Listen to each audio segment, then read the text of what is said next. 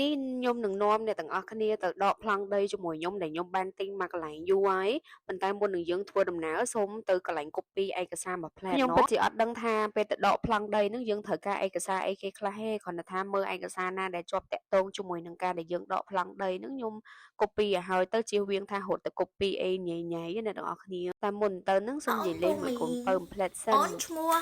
អាវិនអូនហ្នឹងបាសហូចណាអូនវិននឹងបាសហូចណាអូនពូមីងនេះញ៉ាំមួយ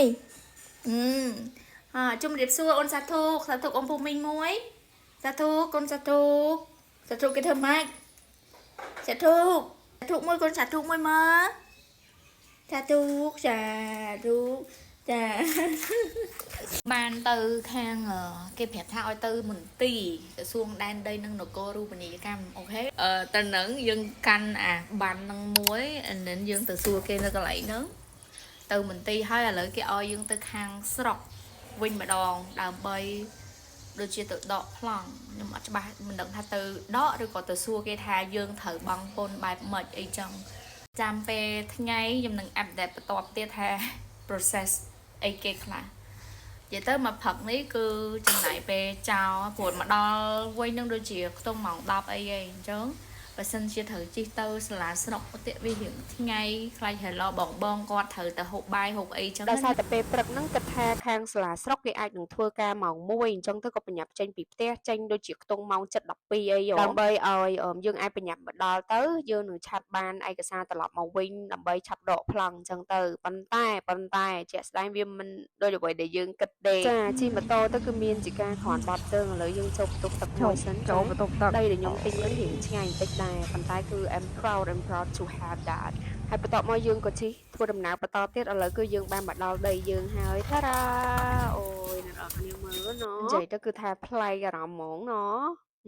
ស្រឡះភ្នែកណាតែចង់និយាយថាចេះអារឿងប្លង់ដែលត្រូវទៅដកហ្នឹងគឺអត់ទាន់បានដល់ឡើយទេព្រោះដោយសារតែនៅខាងសាលាស្រុកគេអត់ទាន់បានរៀបចំគេឲ្យយើងទៅទទួលដកប្លង់ហ្នឹងប្រហែលអញ្ចឹងគឺថាមួយថ្ងៃហ្នឹងគឺយើងជិះម៉ូតូលេងអញ្ចឹងទៅពីអ្នកប្តីប្រពន្ធទៅគឺថាអត់បាននេះទេបានតែព័ត៌មានតែប៉ុណ្្នឹងឯងនិយាយពីថាជិះម៉ូតូវិញនឹងស្ពឹកគូតអស់ហើយទាំងប្តីទាំងប្រពន្ធហ្នឹងឲ្យឃ្លានផងអីផងនៅក្នុងវីដេអូនេះខ្ញុំពិតជាចង់ឲ្យអ្នកដែលគាត់មានប្លង់ដីគឺគួរណាស់តែសិក្សាពី process នៃការដកប្លង់ហ្នឹងឲ្យបានត្រឹមត្រូវកុំឲ្យធ្វើដូចជាពួកខ្ញុំគឺថាចំណាយពេលវេលាមួយថ្ងៃជិះលេងចាតែយ៉ាងហោចណាស់ក៏យើងបានព័ត៌មានពីការ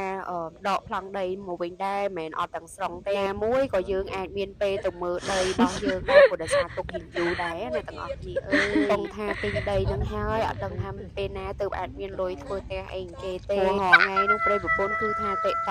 ក់មហមតាបានមកប្លង់អីគេនៅប្រឹងទៅណាអ្នកនរគ្នាអញ្ចឹងហើយគឺថាគ្មានភាពហឺហាអីទេជាមួយដល់ពេលអញ្ចឹងទៅសរសើរប្តីខ្លួនឯងដែរគាត់ថារងថ្ងៃហ្នឹងគាត់គ្មានប្រឹងទៅលើឲ្យពីណាទេប្រឹងតែដើម្បីកូននឹងឯងដីនេះគឺថាខ្ញុំក្រងនឹងធ្វើផ្ទះលំហែនៅនឹងព្រោះដោយសារឃើញមានភ្នំមានអីតំណងដែរគឺជាញើសឈាមដំបងគេដែលកាន់ដៃគ្នាជាមួយនឹងស្វាមីខ្ញុំណាអញ្ចឹងវីដេអូពីខ្ញុំទៅមានតែប៉ុណ្្នេះទេអរគុណសម្រាប់ការចំណាយពេលវេលាមើលរបស់អ្នកទាំងអស់គ្នាពីដើមរហូតដល់ចប់កុំភ្លេចចូលជួយ Subscribe Channel របស់ខ្ញុំម្នាក់មួយផងនឹងជួបគ្នានៅវីដេអូក្រោយជំរាបលាអ្នកទាំងអស់គ្នា Peace Bye